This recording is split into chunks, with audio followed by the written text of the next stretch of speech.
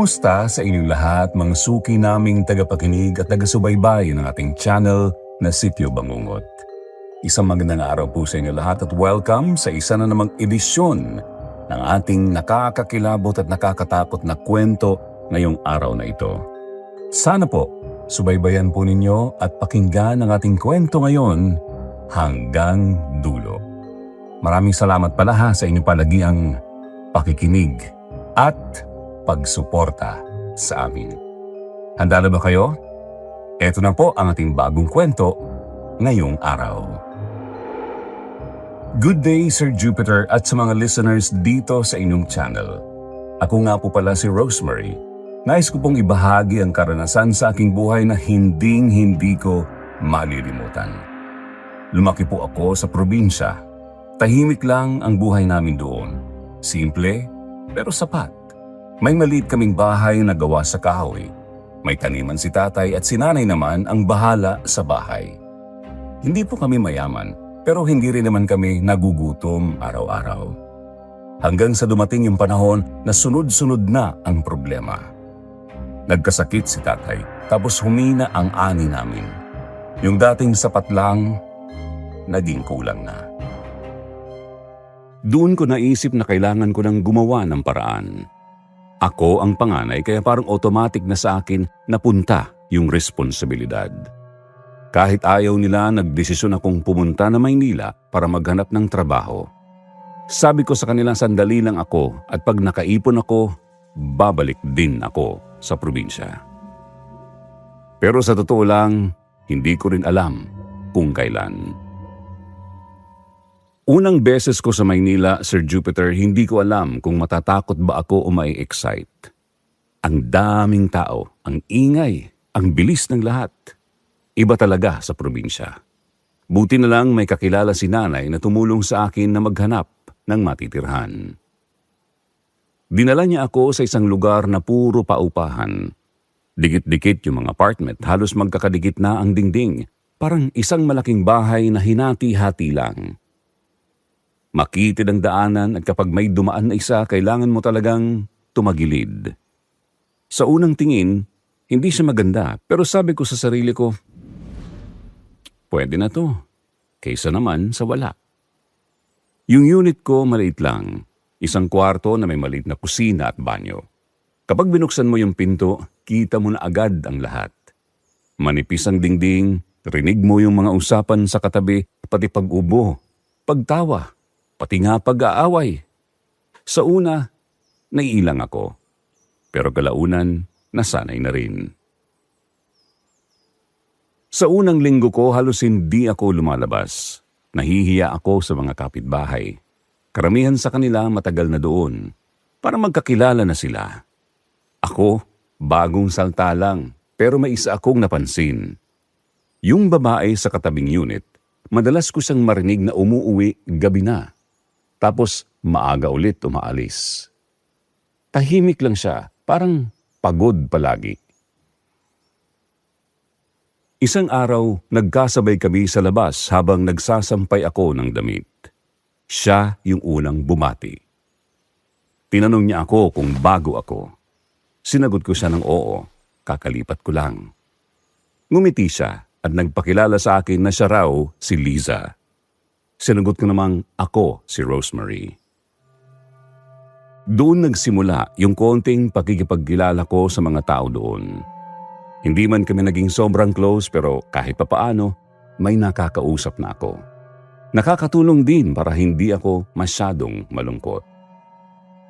Sa trabaho naman, hindi rin naging madali. Ilang araw akong naghanap bago ako natanggap bilang sales lady sa isang maliit na tindahan sa mall. Mababa ang sahod pero pinatos ko na. Kailangan ko ng pera. Araw-araw akong bumibiyahe, minsan 2 sakay, minsan 3. Kapag rush hour, siksikan, minsan naiiyak na lang ako sa pagod. Pag-uwi ko ng apartment, doon ko nararamdaman yung lungkot. Tahimik sa loob pero maingay sa labas. Rinig ko yung buhay ng ibang tao. May nagluluto, may nagtatawanan, may nag-aaway. Ako, mag-isa lang. Doon ko na-realize na iba talaga ang buhay sa Maynila. Kahit maraming tao, pwede ka pa rin makaramdam ng pag-iisa. May mga gabi na hindi ako makatulog. Iniisip ko kung tama ba yung ginawa ko. Kung dapat ba, umuwi na lang ako. Pero tuwing maiisip ko si tatay at nanay, bumabalik yung lakas ko. Sinasabi ko sa sariling hindi po pwede dahil kailangan ko itong tiisin. Unti-unti, natuto akong makisama. Natuto akong makipagsiksikan sa jeep, makipag-unahan sa pila at makipag-usap sa iba't ibang klase ng tao. Hindi na ako yung dating mahiyain na probinsyana. Parang napilitan akong tumapang. Pero kahit ganun, hindi pa rin nawawala yung pakiramdam na may kakaiba sa lugar na tinitirhan ko. May mga pagkakataon kasi na bigla na lang nagiging tahimik ang paligid. Yung tipong wala kang marinig kahit na dati ay maingay. Tapos maya-maya parang may maririnig kang mahinang kaluskos. Yung una akala ko normal lang, baka daga o hangin lang. Pero may isang gabi na hindi ko makalimutan. Galing ako sa trabaho, pagod na pagod. Mga 10:00 na siguro ng gabi. Pagpasok ko sa unit ko, napansin ko na bukas yung ilaw sa may kusina ko. Sigurado ako na pinatay ko yun bago ako umalis. Sandali akong natigilan sa pintuan. Sabay sabi sa sarili ko na baka nakalimutan ko lang. Pumasok ako dahan-dahan, tiningnan ko lahat ng sulok. Wala namang kakaiba. Walang nawawala, walang galaw. Pero hindi ko maalis yung pakiramdam na parang may ibang tao doon kanina. Simula noon, naging mas maingat na ako. Lagi kong chinecheck yung pinto at bintana bago ako umalis. Pero kahit anong gawin ko, may mga bagay talaga na hindi mo maipaliwanag agad. Doon po nagsimula yung mga pangyayaring hindi ko inaasahan na mararanasan ko sa lugar na akala ko ay simpleng tirahan lang. Simula nung gabing yon, Sir Jupiter, hindi na ako naging kampante sa unit ko. Kahit pagod ako na galing trabaho, nagagawa ko pang tumingin sa ilalim ng kama. Silipin ang banyo, pati yung maliit na cabinet ko, chinecheck ko. Hindi ko alam kung bakit pero parang may kutob ako na hindi lang basta pagkakamali yung nangyari. Pinilit ko na lang isipin na baka pagod lang ako o kaya stress. Hindi ko kasi pwedeng hayaan na matakot ako. Wala naman akong ibang matutuluyan. Sa mga sumunod na araw, bumalik naman sa normal yung routine ko. Gising na maaga, biyahe, trabaho, uwi. Ganun, paulit-ulit. Pero mas naging aware na ako sa paligid ko, lalo na sa mga kapitbahay. Doon ko mas napansin yung isang lalaki na madalas ko ring nakakasalubong sa pasilyo. Hindi ko agad siya napansin dati, siguro dahil bihira lang kaming magkasabay. Pero nung napansin ko na parang hindi na siya nawawala sa paningin ko. Matangkad siya, medyo payat, laging nakasando kahit gabi na, parang tambay lang sa labas ng unit niya. Madalas siyang nakaupo sa monoblock chair, nakasandal tapos nakatingin lang sa mga dumadaan. Unang beses ko siyang makasalubong, tumango lang siya at tinanong ako kung bago daw ako doon. Sagot ko, opo, tapos diretso lang ang tingin ko sa daanan. Nagpakilala siya at ang sabi niya siya daw si Ramon. Hindi na ako nagtagal pa. Ngumiti lang ako ng konti tapos dumiretso na sa unit ko. Ayoko kasi ng masyadong madaldal, lalo na kung hindi ko pa kilala. Pero simula noon, parang sinasadya niya na magpakita tuwing dadaan ako. Minsan pagpapasok ako, nandoon siya. Pag-uwi ako, nandoon pa rin. Parang wala siyang ibang ginagawa kundi umupo at magmasid. Sa una iniisip ko na baka nagkakataon lang. Pero nung tubagal, napansin ko na iba na yung tingin niya. Hindi siya yung normal na tingin lang, parang sinusundan niya ang galaw ko. Minsan pa nga kahit lampas na ako, ramdam ko na nakatingin pa rin siya sa likod ko. Hindi ko maipaliwanag pero naiilang ako sa kanya. Isang beses pauwi ako galing trabaho, pagod ako, medyo bad trip pa kasi napagalitan ako ng supervisor ko. Pagpasok ko sa compound, andun na naman siya at nakaupo. Tinanong ako kung tapos na daw ang trabaho ko. Sinagot ko siya, pero hindi ko tiningnan. Sunod niyang tanong, anong oras daw ako laging umuuwi? Doon na ako nainis. Hindi ko siya sinagot, dumiretso lang ako sa unit ko at narinig ko pa siyang humina yung tawa. Parang may ibig sabihin. Simula noon, mas lalo ko siyang iniiwasan. Kapag nakikita ko pa lang siya sa dulo ng pasilyo, bumabalik ako o kaya nagpapalipas muna ng oras sa labas. Ayoko ng komprontasyon, pero ayoko rin ng pakiramdam na parang binabantayan ako. Minsan kinuwento ko kay Liza. Sabi niya, yung Ramon? Sabi niya matagal na daw yun dito. Napatango ako noon, syempre na curious, at tinanong ko kung ganun ba talaga ang Ramon na yun. Napatingin siya sa akin tapos napabuntong hininga. Ang sabi niya, hayaan ko na lang daw at umiwas na lang ako kung naiilang ako. Hindi na siya nagdagdag pa. Pero sa tono niya parang may gusto pa siyang sabihin na hindi na tinuloy. Lalo tuloy akong kinabahan. May mga pagkakataon na bigla na lang siyang lalapit habang naglalakad ako sa pasilyo. Minsan tinanong niya ako kung ano daw ang pangalan ko. Kahit na sinabi ko na dati. Kaya sinagot ko ulit ng mabilis na Rosemary. Ngumiti siya tapos sabi niya, maganda raw ang pangalan ko. Hindi ako ngumiti pabalik. Dumiretso lang ako at ramdam ko yung titig niya hanggang sa makapasok ako sa unit ko. Doon ko na-realize na hindi lang siya basta friendly. May kakaiba talaga. Isang gabi mga bandang 9:00, pauwi na ako, medyo maaga pa kumpara sa usual kong oras. Pagpasok ko sa compound, tahimik. Wala yung usual na ingay ng mga kapitbahay. Walang batang naglalaro, walang nagkwekwentuhan. Nakita ko siya ulit. Nakatayo lang siya this time. Hindi nakaupo. Parang hinihintay niya ako. Habang papalapit ako, pakiramdam ko bumibigat yung hakbang ko. Hindi ko alam kung bakit pero gusto kong bumalik na lang sa labas. Pero pagod na ako. Gusto ko lang magpahinga. Bigla siyang humakbang papalapit sa akin, hindi naman sobrang lapit pero sapat para mapansin ko. Sabi niya, dahan-dahan daw ako lagi. Hindi ko siya pinansin, dumiretso ako sa unit ko at pagpasok ko agad kong sinara at nilock yung pinto. Doon ko naramdaman na parang nanginginig yung kamay ko. Hindi ko alam kung nag-overacting lang ba ako pero hindi talaga ako komportable sa kanya. Late na ako nagising kaya halos hindi na ako nakapagalmusal. Nagmamadali akong maglakad sa pasilyo, hawak ko yung bag ko at iniisip ko na baka malate ako. Paglabas ko ng unit, andun na naman siya. Nakasandal sa dingding, parang naghihintay ulit. Hindi ko na siya pinansin. Dumiretso lang ako, mabilis ang lakad ko, tinawag niya ako Miss. Hindi ako huminto. Tinawag niya ulit ako ng mas malakas, ang sabi niya, Miss Rosemary. Pero dahil nagmamadali ako, tuloy-tuloy lang ako sa paglakad. Ayoko na rin makipag-usap at gusto ko na lang makaalis kaagad. Nang malapit na ako sa gate, doon ko narinig yung sinabi niya.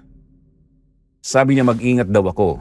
Baka daw sa pagtataray ko, dun pa ako mapahamak. Napahinto ako sandali pero hindi na ako lumingon. Hindi ko alam kung ano yung ibig niyang sabihin. Pero sa paraan ng pagkakasabi niya, hindi sa parang simpleng paalala lang. Parang may halong babala. Simula ng araw na yon, Sir Jupiter, mas lalo akong umiwas kay Ramon. Hindi na talaga ako komportable sa kanya. Iba na yung pakiramdam ko tuwing makikita ko siya. Parang may mali. Parang may hindi magandang mangyayari. Binago ko yung routine ko. Kung dati diretso lang ako uwi galing trabaho, ngayon nagpapalipas muna ako ng oras. Minsan sa mall ako tatambay kahit pagod na ako. Minsan bibili ako ng kung ano kahit hindi ko naman kailangan.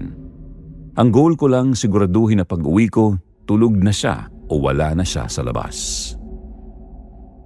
Ganon din sa umaga. Mas maaga na akong umaalis kahit antok pa ako. Pipilitin ko na lang.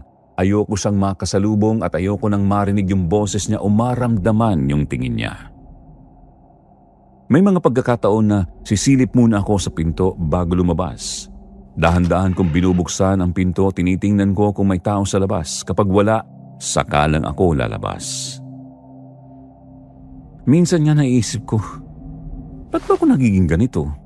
Para bang ako pa yung may kasalanan? Pero wala eh. Mas pipiliin ko na lang maging sigurado. Lumipas yung ilang araw na hindi kami nagkakasalubong. Parang gumaan ng konti yung pakiramdam ko.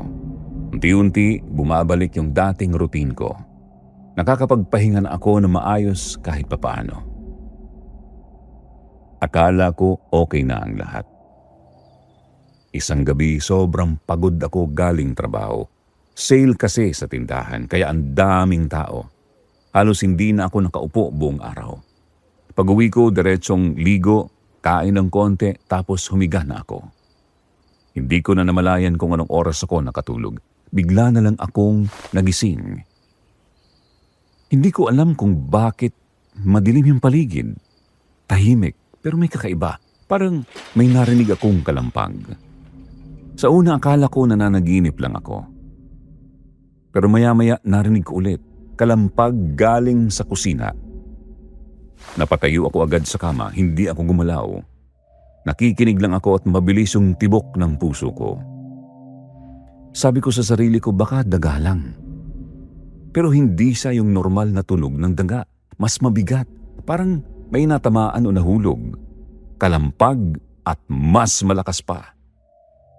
Doon na ako kinabahan. Wala naman dapat ibang tao sa unit ko, ako lang mag-isa at sigurado akong nakalak yung pinto. Dahan-dahan akong bumaba ng kama. Kahit nanginginig yung tuhod ko, pinilit kong maglakad papunta sa kusina. Hindi ko agad binuksan yung ilaw, sumilip muna ako mula sa may pader. Madilim pero may konting liwanag galing sa bintana. At doon ko siya nakita. May babae sa kusina ko. Nakatayo siya sa may lababo, nakayuko ng konti, hindi siya gumagalaw. Sa una hindi ko pa maintindihan kung ano yung nakikita ko. Para kasi hindi nagmamatch sa isip ko yung eksena. Hanggang sa napansin ko yung dugo. Duguan yung ulo niya, may tumutulo sa gilid ng mukha niya pababa sa leeg. Kita ko po kahit madilim dahil parang kumikinang sa liwanag. Napatras ako agad. Napahawak ako sa bibig ko para hindi ako mapasigaw. Hindi ko alam kung paano siya nakapasok at hindi ko rin alam kung totoo ba yung nakikita ko o guni-guni lang. Bigla siyang gumalaw. Dahan-dahan siyang humarap sa direksyon ko at doon ko nakita yung mukha niya. Maputla, parang walang buhay, pero nakatingin siyang diretso sa akin. Hindi ako makagalaw, parang nanigas yung buong katawan ko. Gusto kong tumakbo pero hindi ko magawa. Humakbang siya papalapit. Ramdam ko na parang nawawalan na ako ng hangin at hindi ako makahinga na maayos. Tapos nagsalita siya, mahina pero malinaw. Sabi niya, "Tulungan mo ako." Parang bumigat lalo yung pakiramdam ko. Hindi ko alam kung ano yung gagawin ko. Hindi ko siya kilala. Hindi ko alam kung bakit siya nandito. Humakbang pa siya ng isa. "Tulungan mo akong makuha ang hustisya." Sir Jupiter, doon na po ako tuluyang nawalan ng malay. Hindi ko na alam kung gaano katagal akong walang ulirat. Ang huling naalala ko lang nakatayo siya sa harap ko, duguan, nakatingin at humihingi ng tulong.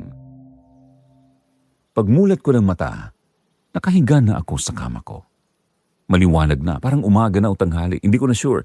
Saglit akong natulala. Hindi ko agad ma-process kung nasaan ako. Hinawakan ko yung ulo ko, medyo masakit, parang mabigat. Napatanong ako sa sarili ko kung panaginip lang ba yun. Dahan-dahan akong umupo. Tumingin ako sa paligid. Normal lang, walang dugo, walang tao sa kusina, walang kahit anong kakaiba. Doon ako nakahinga ng konti. Sabi ko pa, Grabe naman yun. Siguro dala ng pagod yun. Tatayo na sana ako para pumunta sa kusina nang may nakita akong tao doon. Napaatras ako agad. Si Liza. Nakatayo sa may kusina ko, may hawak na baso ng tubig. Sabi niya buti daw at gising na ako. Sa gulat ko, napatanong ako sa kanya kung anong ginagawa niya sa kwarto ko. Paliwanag niya, napadaan lang daw siya kanina tapos napansin niyang bukas yung pintuan ko. Kumatok daw siya pero walang sumasagot kaya pumasok na siya. Pagpasok daw niya, nakita niya akong nakahiga sa sahig at sabi niya nahimatay daw pala ako. Bigla akong natahimik. Napatanong ulit ako, bukas yung pinto? Sabi niya, oo. Hindi ko daw ba sinara yung pinto? Hindi ako agad nakasagot. Sigurado ako na nilak ko yun kagabi. Lagi ko ngang chinecheck. Tanong niya kung ano daw ang nangyari sa akin. Doon ko kinuwento lahat. Mula sa pag-uwi ko hanggang sa kalampag sa kusina hanggang sa nakita ko yung duguang babae. Habang nagsasalita ako, seryoso ako, hindi ako nagbibiro, ramdam ko pa rin yung takot. Pero si Lisa bigla siyang natawa. Sabi niya, Rosemary, grabe ka naman. Baka napanaginipan ko lang daw. Agad akong napailing noon. Sagot ko, hindi. Totoo yung nangyari. Nakita ko talaga yung babae. Tanong niya ulit, bakit wala naman daw siyang nakita? At bakit daw kung may tao kagabi, maririnig ng iba yun? Dikit-dikit lang daw kasi tayo. Wala akong naisagot. Dagdag pa niya, baka pagod ka lang siguro. Magpahinga ka muna. Hindi ko alam kung maiinis ba ako o magdududa sa sarili ko. Pero dahil wala rin akong ibang mapatunayan, napaisip na lang ako. Mahina kong sabi, siguro nga. Umalis din si Liza pagkatapos. Naiwan akong mag-isa sa unit ko. Buong araw, hindi ako mapakali. Tinitignan ko yung kusina, lalo na yung part na pinanggalingan ng babae. Wala naman talagang kakaiba, malinis, normal. Hanggang sa naisip ko na baka nga panaginip lang. Kinagamihan, pinilit kong matulog ng maaga. Pagod pa rin ako, pero may kaba na. Bago ako humiga, sinigurado ko ulit na nakalak yung pinto at bintana. Humiga ako, nakaharap sa salamin at paulit-ulit kong sinasabi sa sarili ko na wala yun. Wala yung nangyaring yun. Hindi ko alam kung anong oras ako nakatulog pero bigla na lang akong nagising ulit, hindi dahil sa ingay, kundi dahil sa pakiramdam. Parang may nakatingin sa akin. Dahan-dahan kong nilingon yung gilid ng kama ko. At doon ko siya nakita ulit, yung babae, nakatayo sa tabi ko. Mas malinaw na at kita ko yung mukha niya. Maputla, may dugo pa rin sa ulo niya. Nakasuot siya ng simpleng damit na parang pambahay lang. Hindi siya gumagalaw, nakatingin lang sa akin. Hindi ako sumigaw at hindi na ako gumalaw pero ramdam ko yung takot. Sabi ulit ng babae, tulungan ko daw siya. Mahina pero direkta ang pagkakasabi sa akin. Napapikit ako saglit. Pagdilad ko nandoon pa rin siya. Doon ko naisip na hindi na yun panaginip. Sabi ko, teka, paano kita tutulungan? Hindi ko alam kung saan ko nakuha yung lakas ng loob na magsalita pero ayoko na ulit mawalan ng malay. Tumitig siya sa akin. Sabi niya, ako ang dating nakatira dito. Dito ako pinatay. Parang may malamig na dumaan sa buong katawan ko. Ulit ko, pinatay? Tumango siya ng dahan-dahan at sabi niya, may ebidensya. Ituturo ko sa'yo. Dahan-dahan siyang tumingin papunta sa kusina. Hindi ko agad naintindihan pero tumayo ako. Kahit nanginginig yung paa ko, sinundan ko yung direksyon ng tingin niya. Pumunta ako sa kusina. Sabi niya, sa ilalim. Lumuhod ako sa harap ng lababo. Tumingin ako sa ilalim ng sink. Sa unang tingin, normal lang. Pero nung hinawakan ko yung bandang gilid, may napansin ako. May bahagi na iba yung texture. parang sinemento. Kinapa ko. Totoo nga, hindi ko alam kung bakit, pero kumuha ko ng kutsilyo at dahan-dahan kong tinuklap yung parte na yun. Hindi sa ganun katigas, parang tinakpan lang para hindi mahalata. Habang tinatanggal ko, lalo akong kinakabahan hanggang sa may lumabas na maliit na espasyo. May laman. Kinuha ko isa-isa. Una, isang larawan ng babae. Larawan ng multo. Sunod ilang mga litrato pa. Hindi ko na po idedetalye, Sir Jupiter, pero malinaw na hindi maganda yung mga yun. Parang pinilit siyang kunan, nakakadiri at nakakagalit. At sa pinakadulo, may kutsilyo. May bahid pa ng dugo. Nabitawan ko agad, hindi ko na kinailangan pang magtanong, alam ko na kung ano ang nangyari sa kanya. Kinabukasan, hindi na ako nagdalawang isip, dinala ko lahat ng nakita ko sa pinakamalapit na presinto. Hindi ko sinabi yung tungkol sa multo. Sinabi ko na lang na nakita ko yon sa apartment ko, aksidente lang habang naglilinis ako. Tinanggap naman nila at sinabi na iimbestigahan nila. Pagbalik ko sa unit ko, tahimik na ulit. Simula noon, hindi ko na siya nakita. Hindi na siya bumalik at pakiramdam ko, nakuha na niya yung hustisya na hinihingi niya. Lumipas ang isang linggo, Sir Jupiter, parang bumalik na ulit sa normal ang lahat. Pumapasok pa rin ako sa trabaho. Umuuwi sa parehong apartment, ginagawa yung dati kong routine. Pero kahit ganun, may pagbabago na sa pakiramdam ko. Mas tahimik na yung isip ko. Hindi na ako kinakabahan tuwing gabi. Hindi na rin ako nagigising bigla. At higit sa lahat, hindi ko na siya nakita ulit. Yung babae. Sa loob ng isang linggo na yon, halos hindi ko rin nakita si Ramon. Sa totoo lang, napansin ko yun agad. Dati kasi kahit anong oras, andun lang siya sa labas. Ngayon, wala na. Tahimik yung pwesto niya. Yung monoblock chair niya, nakatabi lang sa gilid. Walang gumagamit. Nung una, hindi ko pinansin. Sabi ko baka umuwi lang ng probinsya o baka may ibang pinuntahan. Sa loob-loob ko, mas okay na rin yun. Mas payapa para sa akin. Isang hapon, pauwi ako galing trabaho. Pagpasok ko sa compound, napansin ko na may mga nagkukumpulan sa may gate. May mga nag-uusap-usap. May mga nakatingin sa labas. Nakita ko si Liza kaya't nilapitan ko siya at tinanong kung ano ang meron. Lumapit siya sa akin. Medyo seryoso yung mukha niya at tinanong ako kung hindi ko pa daw ba alam. Nagtataka ko namang tinanong kung ano yun. Ang sabi, dinampot daw si Ramon. Parang biglang tumahimik yung paligid ko. Tanong ko ulit nang hindi makapaniwala. Sabi niya, kaninang umaga lang daw. May mga pulis daw na pumunta dito, hinanap siya, tapos dinala. Hindi ako agad nakapagsalita. Tinanong ko kung bakit. Napatingin siya sa paligid bago sumagot. Sabi niya sa mahinang boses na may kaso pala si Ramon.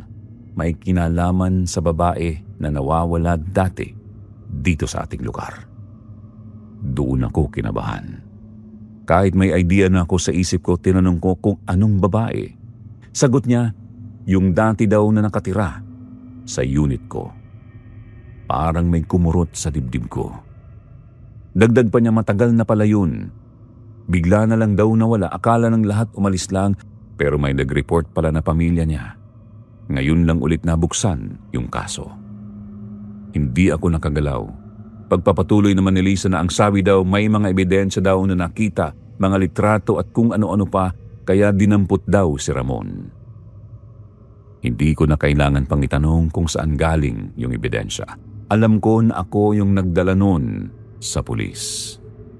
Tanong ko ng mahina, sigurado ba? Sagot naman ni Lisa, oo daw. Sabi ni Lisa, hindi lang yun. May iba pa daw. Tanong ko ulit kung anong iba. Sabi ni Lisa, hindi lang daw isa ang biktima. May mga lumabas pa daw na ibang babae. Napahawak ako sa braso ko. Dagdag ni Lisa, yung iba daw hindi na nakita. Yung iba naman daw, may nangyari rin, pero hindi nagsalita agad. Hindi ko alam kung anong mararamdaman ko. Halo-halo, galit, takot, gulat, Lahat ng yun sabay-sabay. Yung lalaking iniwasan ko lang, yun pala. Ganun siya. Naalala ko yung mga tingin niya, yung paraan ng pagsasalita na at yung mga tanong niya sa akin. Bigla akong kinilabutan. Kung hindi ako naging maingat, hindi ko alam kung ano ang pwedeng mangyari sa akin. Sabi ni Lisa, grabe no? Hindi mo iisiping ganun daw si Ramon. Tumango na lang ako. Hindi ko sinabi sa kanya yung alam ko. Hindi ko sinabi na ako yung nakakita ng ebidensya. Mas lalo na hindi ko sinabi kung paano ko yun nalaman. Hindi na kailangan. Kinagabihan, pagbalik ko sa unit ko, tumahimik ako sandali. Tumingin ako sa kusina, doon sa ilalim ng lababo. Nandoon pa rin yung bakas ng tinanggal ko kahit nilinis ko na. May konting marka pa rin. Umupo ako sa kama ko, walang ingay, walang kalampag, walang presensya. Doon ko naisip na kung hindi dahil sa kanya, hindi malalaman yung totoo. Kung hindi siya nagpakita sa akin, baka hanggang ngayon, malaya pa rin si Ramon. At baka may susunod pa, kaya't napatingin ako sa gilid ng kama ko, yung pwesto kung saan ko siya unang nakita. Wala na siya, pero hindi ako natakot. Sa totoo lang, parang may kakaibang pakiramdam. Alam mo yung parang may natapos. Salamat, mahina kong sabi, kahit walang kasiguraduhan na maririnig niya. Simula noon, tuloy pa rin ang buhay ko. Pareho pa rin yung trabaho, pareho pa rin yung lugar. Pero iba na ako. Mas naging maingat, mas naging matatag at higit sa lahat natuto akong makinig. Kahit sa mga bagay na hindi ko kayang ipaliwanag agad. Yun lang po, Sir Jupiter, ang karanasan ko na hinding-hindi ko malilimutan.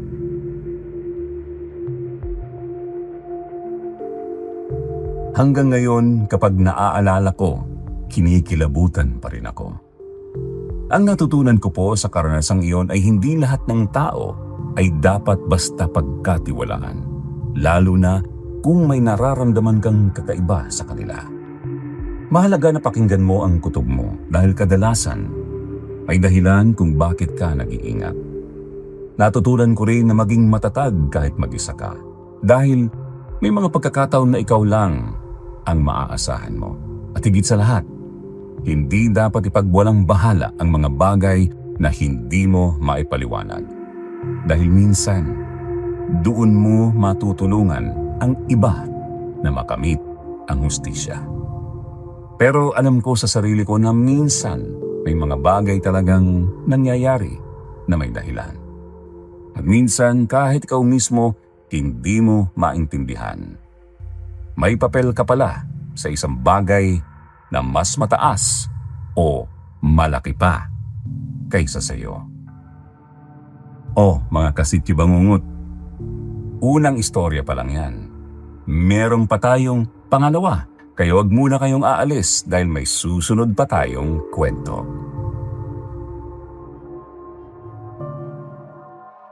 Welcome back! Ready na ba kayo sa ating pangalawang kwento? O eto na. Magandang araw po, Sir Jupiter, at sa lahat ng nakikinig sa ating channel. Ako po si Rosana. Gusto ko lang po talagang ilabas itong kwento ko kasi hanggang ngayon, hindi pa rin ako mapalagay. Para bang may parte ng sarili ko na naiwan doon sa mga nangyari at hindi na bumalik. Dati po akong OFW. Ilang taon din akong nagtrabaho sa ibang bansa. Hindi madali, Sir Jupiter. Alam niyo naman po siguro kung gaano kahirap ang malayo sa pamilya. Araw-araw akong pagod sa trabaho, pero tinitiis ko lahat ng iyon kasi iniisip ko para naman sa pamilya ko ito. Para sa mama ko, sa papa ko, at sa dalawa kong kapatid. Madalas po kaming magkausap sa video call. Kahit pagod ako, basta marinig ko lang ang boses nila, parang nawawala lahat ng sakit ng katawan ko. Si mama, lagi akong pinapayuhan na huwag masyadong magpakapagod. Si papa naman, tahimik lang pero alam kong proud siya sa akin. At yung mga kapatid ko, lagi nilang hinihintay kung kailan ako uuwi. Lagi nilang sinasabi, uwi na daw ako. At lagi ko rin sinasagot, konti pa, iipon pa ako ng konti. Hindi ko po alam, Sir Jupiter, na yung konti pa na yun, hindi ko na pala maaabot. Isang gabi po habang nasa trabaho ako may tumawag sa akin. Hindi ko kilala yung number. Nagtaka ako pero sinagot ko pa rin. Doon ko po nalaman na may sunog na nangyari sa bahay namin. Sa una hindi ko agad naintindihan. Parang nanlamig ang buong katawan ko tapos paulit-ulit kong tinanong kung okay lang ba sila, kung nakalabas ba sila. Pero ang sagot sa akin, wala na raw. Parang tumigil yung mundo ko nung oras na yon, Sir Jupiter. Hindi ko na matandaan kung paano ako nakauwi ng kwarto ko. Hindi ko alam kung paano ako nakapag-empake. Basta ang alam ko, kailangan kong umuwi. Kailangan ko silang makita kahit huli na. Pagdating ko ng Pilipinas, diretso na agad ako sa burol at doon ko po sila nakita. Nasa kabaong, isa-isa ko silang nilapitan, si Mama, si Papa at yung mga kapatid ko. Hindi ko po mapigilang umiyak. Parang gusto kong sumigaw pero wala akong boses na lumalabas. Ang dami kong gustong sabihin sa kanila, sana umuwi na lang ako agad, na sana hindi ko na pinili yung pera kaysa sa oras na kasama sila. Hanggang ngayon po, dala-dala ko pa rin yung bigat na yon. Pagkatapos po ng libing, hindi ko na alam kung saan ako pupunta. Wala na kasi akong babalikang bahay. Yung dating puno ng ingay at tawanan, naging abo na lang. May kamag-anak naman po akong nag-alok na tumira muna sa kanila pero ayoko, hindi ko po maipaliwanag. Gusto kong mapag-isa. Parang kailangan kong harapin yung lungkot ko ng mag-isa. Kaya naghanap po ako ng matitirhan. Hindi rin po ganun kadali. Wala kasi akong masyadong kakilala sa lugar at gusto ko lang sana yung tahimik. Pero sa huli may nakita kong isang apartment na pasok sa budget ko. Pagdating ko doon, napansin ko agad na dikit-dikit yung mga bahay. Parang isang mahabang hilera ng maliliit na unit. Manipis lang ang pagitan ng bawat pader at halos maririnig mo na kung ano ang ginagawa ng kapitbahay mo. Medyo nang alangan ako nung una kasi sanay ako sa mas maluwag na lugar. Pero sabi ko sa sarili ko, pansamantala lang naman to. Kailangan ko lang ng matutuluyan. Yung landlord, isang matandang babae. Mabait naman siya kahit medyo seryoso ang mukha. Ipinakita niya sa akin yung unit na pwede kong rentahan. Pagpasok ko, simple lang. May maliit na sala, isang kwarto at kusina. Hindi ganun kalaki pero sapat na para sa akin. Sabi ko sa matanda, okay na po ito. Ngumiti lang siya ng konti at binigay sa akin yung susi. Noong araw na lumipat ako, halos wala akong dala kundi mga damit at ilang gamit na naisalba ko. Habang inaayos ko yung mga gamit ko, hindi ko maiwasang maalala yung dati naming bahay. Kung paano ko inayos yung kwarto ko noon habang naririnig ko si Mama na nagluluto at yung mga kapatid ko na nag-aaway sa sala. Ngayon po dito, Sir Jupiter, tahimik. Sa unang gabi ko sa apartment, hindi ako agad nakatulog. Hindi dahil sa ingay, kundi dahil sa sobrang katahimikan. Alam mo yung parang may kulang, parang may hinahanap yung puso ko na hindi ko maibigay. Minsan naririnig ko yung mahihinang usapan ng mga kapitbahay sa kabilang pader. May nag-uusap, may tumatawa, may umiiyak. Doon ko na-realize na kahit dikit-dikit yung mga bahay, bawat isa sa amin, may kanya-kanyang kwento. May kanya-kanyang pinagdadaanan. At ako, dala ko pa rin yung sakit ng nakaraan. Habang nakahiga ako sa kama ko, nakatitig sa kisame, paulit-ulit kong tinatanong ang sarili ko kung paano akong magsisimula ulit. Hindi ko pa alam ang sagot. Ang alam ko lang, nandoon ako sa maliit na apartment na yon, mag-isa, pilit binubuo ang sarili ko mula sa pagkawasak. At doon po nagsimula ang mga bagay na hindi ko inaasahan. Mga bagay na hanggang ngayon, hindi ko pa rin maintindihan at hindi ko pa rin makalimutan. Nung unang linggo ko sa bago kong apartment, unti-unti kong sinusubukan na masanay sa lugar. Hindi po siya katulad ng dati kong tinitirhan pero pinilit ko na lang tanggapin. Sabi ko nga sa sarili ko, kailangan kong magsimula ulit kahit mahirap. Habang inaayos ko yung kwarto ko, may napansin ako agad. Yung dingding, hindi siya maayos. Maraming maliliit na butas. Noon akala ko normal lang. Baka luma na yung apartment. Pero habang tinititigan ko, parang iba yung pakiramdam ko. Parang hindi lang basta sira. Parang may dahilan kung bakit may mga ganun. Lumapit ako at sinilip ko yung isa sa mga butas. Maliit lang siya pero sapat para makita yung kabilang side kung gugustuhin. Bigla akong kinabahan, Sir Jupiter. Hindi ko maipaliwanag pero parang may mali. Sabi ko sa sarili ko, kailangan ko itong ayusin. Kaya kinabukasan bumili ako ng mga gamit. Karton, tape at kung ano-ano pa para lang matakpan yung mga butas. Isa-isa kong tinakpan lahat. Yung iba nilagyan ko pa ng tela para mas sigurado. Ayoko kasi ng pakiramdam na parang may pwedeng sumilip sa akin kahit anumang oras. Habang ginagawa ko yun, tahimik lang yung paligid. Paminsan-minsan may maririnig akong kaluskos sa kabilang unit pero hindi ko na pinansin. Ang nasa isip ko lang matapos ko to para kahit papaano maging maayos yung pakiramdam ko sa loob ng kwarto. Pagkatapos kong matakpan lahat ng butas, medyo gumaan yung loob ko.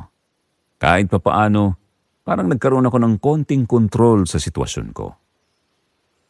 Umupo ako sa kama at napabuntong hininga at sabi ko sa sarili ko, okay na to. Akala ko po doon matatapos yung mga kakaibang pakiramdam ko. Kinabukasan, may nakilala ako. Habang palabas ako ng apartment para bumili ng pagkain, may nakasalubong akong lalaki sa may hallway. Nakasando siya, medyo pawisan at may hawak na sigarilyo. Napatingin siya sa akin tapos ngumiti at ang sabi kung ako daw ba yung bagong lipat. Napahinto ako saglit. Hindi ko alam kung sasagot ako o hindi pero dahil ayoko namang maging bastos, tumango na lang ako. Sumagot ako ng maikling, opo. Lumapit siya ng konti tapos tiningnan ako mula ulo hanggang paa. Doon pa lang, Sir Jupiter, medyo na-off na ako. Iba kasi yung tingin niya, yung parang sinusukat ako. Tapos sabi niya sabay abot ng kamay, ang pangalan daw niya ay si Kulas. Hindi ko agad inabot. Ngumiti lang ako ng pilit. Sumagot ako ng Rosana. Tinanong niya ako kung mag-isa lang daw ako. Medyo nabigla ako sa tanong niya. Parang ang bilis naman niya masyado. Hindi ko alam kung sasagutin ko ng totoo o hindi. Pero halatang nag-aalangan ako kaya sabi ko oo, mag-isa lang. Ngumiti siya, pero may kakaiba sa ngiti niya. Parang may laman. Sabi niya, ganun ba? Ayos yan, tahimik daw dito. Pero minsan, nakakaboring daw. Hindi ako sumagot dahil gusto ko na lang umalis. Dagdag niya sabay kindat kung gusto ko daw ng kausap, nandun lang daw siya. Doon na ako tuluyang na-off, Sir Jupiter. Hindi ko gusto yung paraan ng pananalita niya. Parang may halong biro pero may halong kung ano na hindi ko maipaliwanag. Kaya sabi ko na lang kahit hindi ko naman talaga balak, sige po. Akala ko tapos na yung usapan. Hindi pa pala. Sabi niya habang nakatingin pa rin sa akin, mag-ingat daw ako. Manipis lang daw ang mga dingding dito. Bigla akong kinabahan sa sinabi niya. Parang may ibig sabihin. Pero hindi ko masigurado kung ano. Sagot ko na lang, ganun ba? Pagkatapos noon, naglakad na ako palayo. Ramdam ko pa rin yung tingin niya sa likod ko. Hindi ako mapakali, Sir Jupiter. Parang gusto kong lumingon, pero pinigilan ko. Pagbalik ko sa unit ko, agad kong sinara yung pinto at nilak. Sumandal ako sandali at napapikit. At napabulong sa sariling, bakit ganon? Simula noon, iniwasan ko na si Kulas. Kapag naririnig ko yung boses niya sa labas, hindi na ako lumalabas. Kapag alam kong nasa hallway siya, hinihintay ko munang mawala siya bago ako gumalaw. Hindi ko kasi gusto yung mga biro niya. Minsan kasi naririnig ko siyang nakikipag-usap sa ibang kapitbahay at yung mga sinasabi niya medyo mahalay, kaya't hindi ako komportable. At higit sa lahat, Sir Jupiter, hindi ko gusto yung paraan ng pagtingin niya sa akin. Parang hindi lang ako basta kapitbahay sa paningin niya. Para bang may iba siyang iniisip. Kaya hanggat kaya ko, umiwas ako. Ayokong mapalapit sa kanya at ayokong magkaroon ng problema. Akala ko po kapag umiwas ako, magiging tahimik ang lahat. Ang hindi ko alam, simula pa lang palayo ng mga bagay na magpapagulo lalo sa isip ko. Sir Jupiter, hindi ko po talaga makakalimutan yung gabing yun. Pagkatapos ng ilang araw ng pag-iwas ko kay Kulas at pag-aayos ng sarili ko sa apartment, sinubukan kong gawing normal ulit ang lahat. Lumabas ako para bumili ng pagkain. Naglakad-lakad sandali para kahit papaano maalis yung bigat ng pakiramdam ko. Gabi na po nung umuwi ako. Tahimik yung hallway. Wala akong nakasalubong. Medyo gumaan yung loob ko kasi ibig sabihin, wala si Kulas sa labas. Dahan-dahan akong naglakad papunta sa unit ko, hawak ko yung susi. Pagdating ko sa pintuan, saglit akong natigil. Hindi ko alam kung bakit pero parang may kakaiba akong naramdaman. Yung parang hindi ako nag-iisa. Pinilit kong i-ignore yun. Binuksan ko yung pinto at pumasok ako at doon po ako napahinto. May babae sa loob ng bahay ko.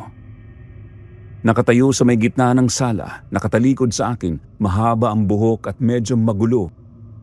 Hindi siya gumagalaw. Sa una akala ko baka nagkamali lang ako ng pasok. Baka ibang unit to. Pero pagtingin ko sa paligid, mga gamit ko lahat yun. Wala akong ibang kasama. Tinawag ko siya at medyo nanginginig yung boses ko. Hindi siya sumagot. Dahan-dahan akong lumapit. Hindi ko alam kung saan ako humugot ng lakas ng loob pero gusto kong malaman kung sino siya at paano siyang nakapasok. Habang papalapit ako, napansin ko yung suot niya. Sir Jupiter, duguan yung damit niya. Parang may tumapon na dugo sa buong damit niya. Hindi lang basta mancha, parang sariwa pa. Bigla akong kinabahan ng sobra, tumigil ako sa paglalakad at kahit ramdam kong mali na yun, tinanong ko yung babae kung okay lang ba siya. Unti-unti siyang gumalaw. Dahan-dahan siyang lumingon at doon ko po nakita yung mukha niya, maputla, parang walang buhay. Yung mga mata niya nakatitig lang sa akin pero parang walang laman. Tapos may dugo rin sa gilid ng mukha niya. Hindi ko na kinaya, Sir Jupiter, napaatras ako agad tapos napasigaw ako. Hindi ko na inisip kung ano pa ang mangyayari. Tumakbo ako palabas ng unit ko at halos madapa pa ako sa pagmamadali. Hindi ko na sinara yung pinto. Diretso lang ako sa labas ng apartment hanggang sa makarating ako sa kalsada. Hingal na hingal ako. Nanginginig yung buong katawan ko. Hindi ko alam kung ano yung nakita ko at hindi ko alam kung tao ba yun o iba. Ang alam ko lang, hindi ako pwedeng bumalik doon. Noong gabing yon, hindi na ako umuwi sa apartment ko. Nakitulog ako sa isang maliit na karinderya na malapit doon. Mabait yung may-ari at pinayagan niya ako na doon muna magpalipas ng gabi. Hindi ako halos nakatulog, Sir Jupiter. Tuwing pipikit ako, nakikita ko yung mukha ng babae, yung dugo sa damit niya, yung titig niya sa akin. Paulit-ulit lang sa isip ko. Kinabukasan, kahit takot na takot pa rin ako, nagpasya akong bumalik. Hindi ko pwedeng iwanan na lang basta yung mga gamit ko. Pero hindi ako pumunta mag-isa. Sinama ko yung landlord. Pagdating namin sa apartment, kinuwento ko sa kanyang lahat. Nakatingin lang siya sa akin habang nagsasalita ako. Hindi ko mabasa yung reaksyon niya. Sabi niya wala naman daw ganyan. Baka daw napagod lang ako. Sagot ko naman hindi po. Sabi ko totoo at nakita ko yung babae. Hindi siya agad sumagot. Tapos sabi niya ipapadasal na lang daw namin yung unit para makasigurado. Pumayag naman ako kahit papaano baka makatulong. May pinatawag siyang albularyo. Dumating ito at nagdasal sa loob ng apartment. May mga binulong siya, may mga ginawa siyang kung ano-ano. Hindi ko na masyadong inintindi basta ang gusto ko lang mawala na yung kung ano man yun. Habang ginagawa niya yon, nakatayo lang ako sa gilid, nakamasid, tahimik lang yung buong paligid. Pagkatapos ng dasal, sinabi niya na okay na raw, wala na raw dapat akong ikatakot. Medyo gumaan yung pakiramdam ko. Sabi ko sa sarili ko, sana nga.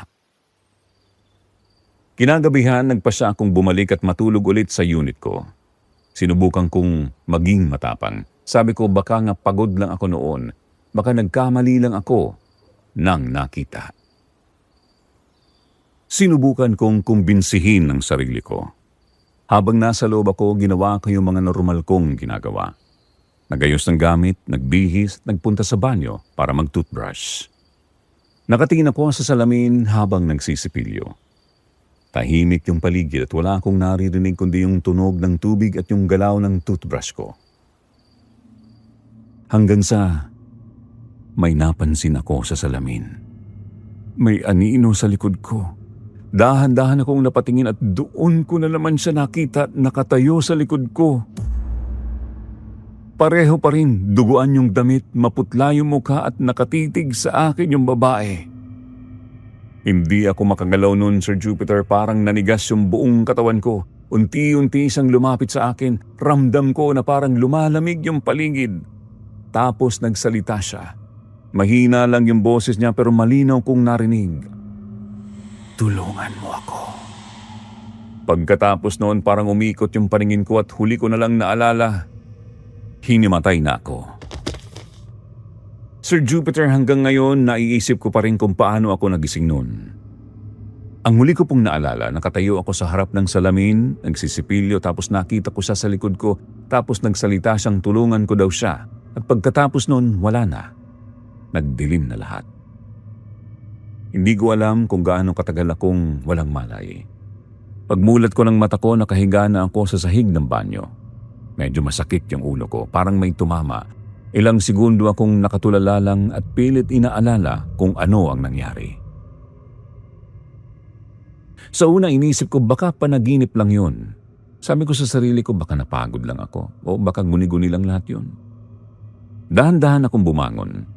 Nangihina pa yung tuhod ko kaya kumapit pa ako sa gilid ng lababo. Tumingin ako sa salamin. Wala na siya. Ako na lang ulit mag-isa. Doon po kahit papaano gumaan yung pakiramdam ko. Parang may konting pag-asa na baka nga hindi totoo yung lahat. Na baka dala lang ng pagod at lungkot. Lumabas ako ng banyo. Dahan-dahan ang lakad. Tahimik yung buong unit, walang kakaibang tunog. Walang kahit anong palatandaan na may ibang tao o kung ano man nakasama ko doon. Bulong ko, okay na. Wala na. Pinunasan ko yung mukha ko gamit yung damit ko. Sinubukan kong pakalmahin yung sarili ko. Sabi ko matulog na lang ako at kailangan ko ng pahinga. Naglakad ako papunta sa kama ko. Pero Sir Jupiter, pagpasok ko sa kwarto, napatalon talaga ako sa takot dahil nandoon siya nakaupo sa kama ko. Tahimik lang siyang nakaupo, nakayuko ng konti. Yung buhok niya nakatakip sa kalahati ng mukha niya pero kahit ganun alam kong siya yun at hindi ako pwede magkamali. Napaatras ako agad at halos matumba pa ako. Grabe yung kaba ko, Sir Jupiter. Parang lalabas yung puso ko sa dibdib ko. Gusto kong tumakbo. Gusto kong sumigaw. Pero parang hindi ako makagalaw. Hindi ko rin maintindihan kung bakit sa kabila ng takot ko may parte sa akin na gustong malaman kung ano ba talaga yung gusto niya. Kaya kahit nanginginig ako, nagsalita ako at pautal-utal kong sabi, ano ang kailangan mo sa akin? Hindi siya agad sumagot. Dahan-dahan siyang nag-angat ng ulo. Nakita ko ulit yung mukha niya na maputla. May mga bakas ng dugo at yung mga mata niya diretso lang sa akin. Hindi galit. Hindi rin siya nananakot. Pero may lungkot. Yun yung pinakanaramdaman ko sa titig niya. Lungkot. Sabi niya ulit, mahina pero malinaw, kailangan ko ng tulong mo. Napakapit ako sa pader sa gilid ko. Pilit kong pinipigilan yung sarili ko na hindi tumakbo palabas. Tinanong ko sa kung anong klaseng tulong. Hindi ko alam kung saan ako humugot ng lakas ng loob para maitanong yon, pero lumabas na lang sa bibig ko. Tahimik siya ulit ng ilang segundo. Tapos tumingin siya sa direksyon ng dingding. yung pader na katabi ng unit ko, yung pader na alam kong may kapitbahay sa kabila. Dahan-dahan niyang binalik yung tingin niya sa akin at sabi niya, "Tulungan mo akong makausap yung asawa ko." Parang may malamig na hangin na dumaan sa katawan ko at tinanong ko kung sinong asawa. Tumango siya ng konti, dagdag niya, "Yung kapitbahay mo." Bigla akong kinabahan lalo. Hindi ko alam kung bakit pero may kutob na ako kung sino yung tinutukoy niya.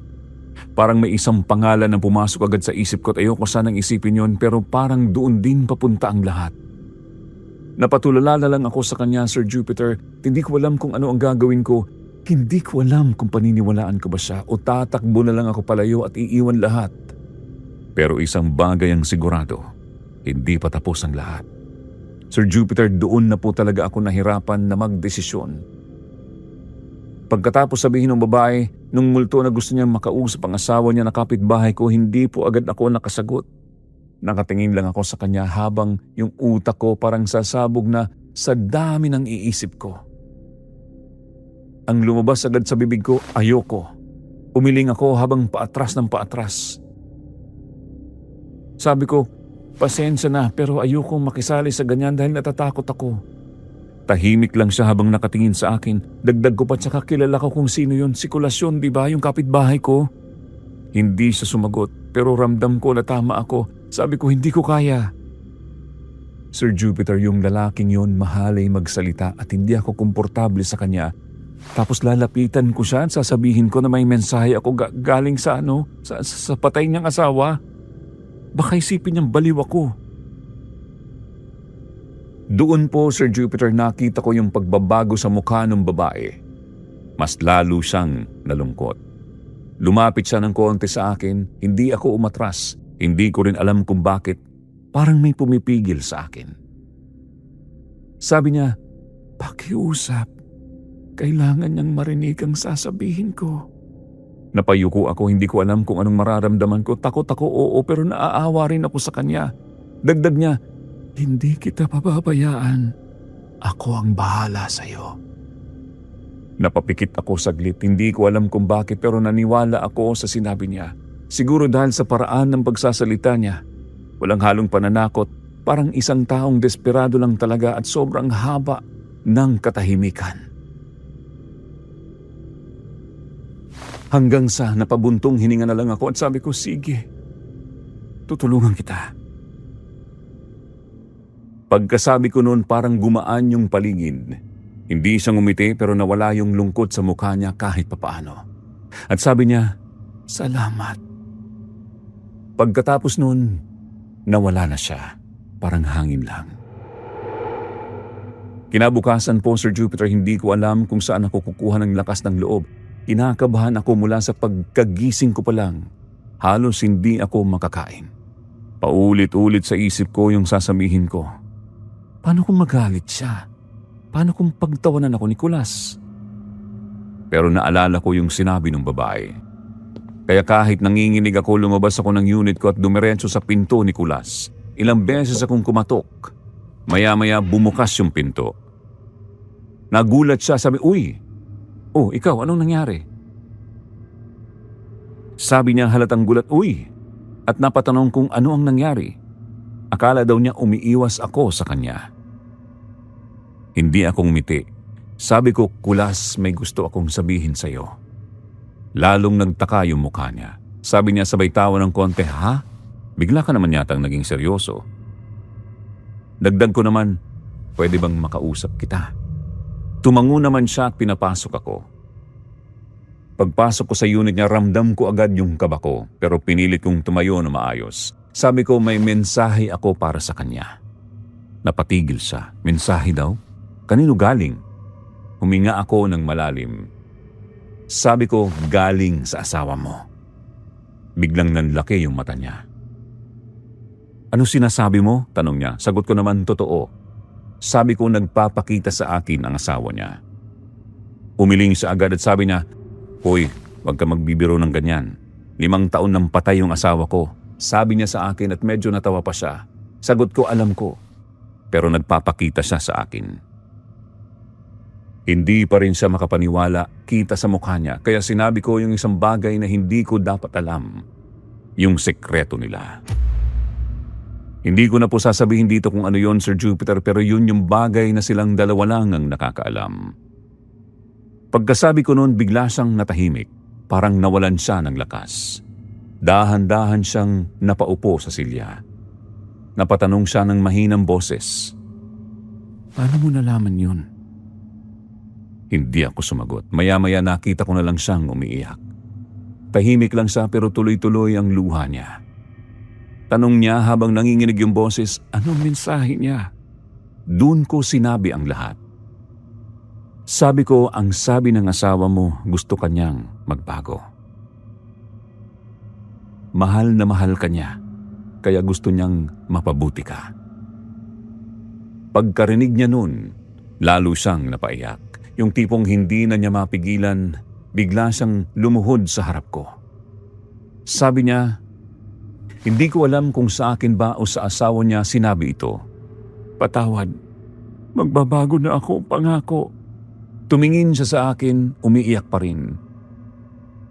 Hihingi rin ako ng tawad sa lahat ng mga babaeng nasaktan ko at sa mga nasabihan ko ng masasamang salita.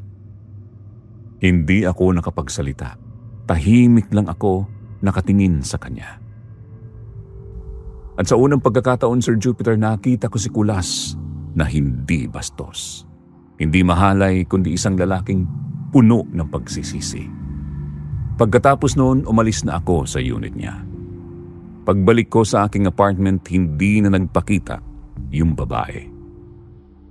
Mula noon, hindi ko na siya nakita ulit. At si Kulas, tinupad niya yung pangako niya. Unti-unti siyang nagbago. Hindi na siya yung dati at hindi na siya yung lalaking kinaiinisan ko. Mas naging maayos siya sa pakikitungo sa iba. At ako naman, Sir Jupiter, matapos ang lahat ng nangyari, nagdesisyon na akong umalis na sa apartment na yon. Hindi dahil sa takot kundi dahil pakiramdam ko, tapos na yung dahilan kung bakit ako napunta doon. Umuwi na lang ako sa probinsya at sinubukan kong magsimula ulit. Pero yung karanasan na yun, dala-dala ko pa rin hanggang ngayon. At siguro habang buhay ko na siyang hindi makakalimutan. Sa karanasan kong yon, natutunan ko na hindi lahat ng bagay ay nakikita lang ng mata. Minsan may mga taong nangangailangan ng tulong kahit hindi na sila nabubuhay. Natutunan ko rin ang pagbabago ay posible kung may pagmamahal at pagsisisi. At higit sa lahat, ang tapang ay lumalabas kapag may dahilan ka. At ang mapapayo ko para sa lahat, mag-ingat sa pakitungo sa kapwa dahil hindi mo alam ang pinagdadaanan nila. Iwasan ang masasamang salita at gawain. Pakinggan ang konsensya at matutong magbago. Huwag matakot tumulong kung kaya mo. At higit sa lahat, pahalagahan ang pamilya at oras dahil hindi mo alam kung kailan sila mawawala. O mga ka-SB, natapos na naman ang isang kwento galing sa ating letter sender. Ano naman ang aral na natutunan ninyo sa kwentong karanasan ng ating mga bida? Comment down below. Hanggang dito na lang muna. Kita-kits ulit tayo sa mga susunod pa nating kwento. Bye!